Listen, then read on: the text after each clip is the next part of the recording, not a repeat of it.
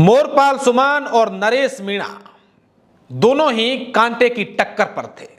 जब अंता के परिणाम आ रहे थे, 13वें राउंड के बाद दोनों के बीच कांटे की टक्कर थी। हालांकि पहले नंबर पर प्रमोद जैन भाया अपना स्थान बना चुके थे, जो अंत तक उनका स्थान बरकरार रहा 20वें राउंड तक, और वो जीत भी गए। लेकिन अब प्रमोद जैन भाया की जीत से ज्यादा चर्चे जो हैं वो नरेश मीणा और मोरपाल सुमन के बीच में जो वोटों का अंतर रहा उसकी चर्चाएं जो हैं वो जोरों पर है। नरेश मीणा और मोरपाल सुमन के बीच वोटों का अंतर रहे वो महज 128 वोटों का है। कांग्रेस के प्रदेश अध्यक्ष इस बात को लेकर के स्पष्ट तौर पर बयान भी दे चुके हैं कि अगर नरेश मीणा 128 वोट ज्यादा ले आता तो यहां की भाजपा के जो प्रत्याशी है वो तीसरे नंबर पर चले जाता।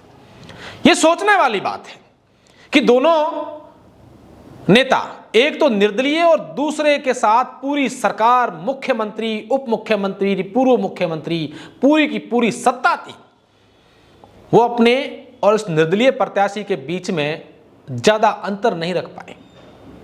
लोग तो ये भी कह रहे थे, कई सारे सर्वे ये आए कि मोरपाल सुमन और नरेश मीणा के बीच में कांटे की टक्कर रहेगी, बाकायदा कांटे की टक्कर नहीं।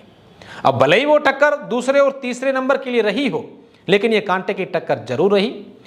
कई राउंड तक मोरपाल सुमन तीसरे स्थान पर रहे और उसके बाद जब 14वां-15वां राउंड आया काउंटिंग का, तब मोरपाल सुमन को राहत मिली कि वो तीसरे से दूसरे स्थान पर गए थे, तीसरे स्थान पर नहीं रहे थे।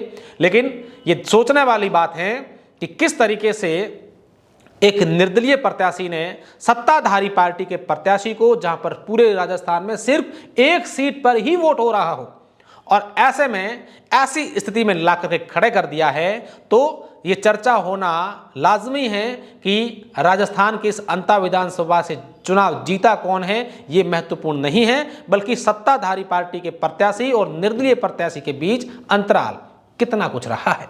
धन्यवाद।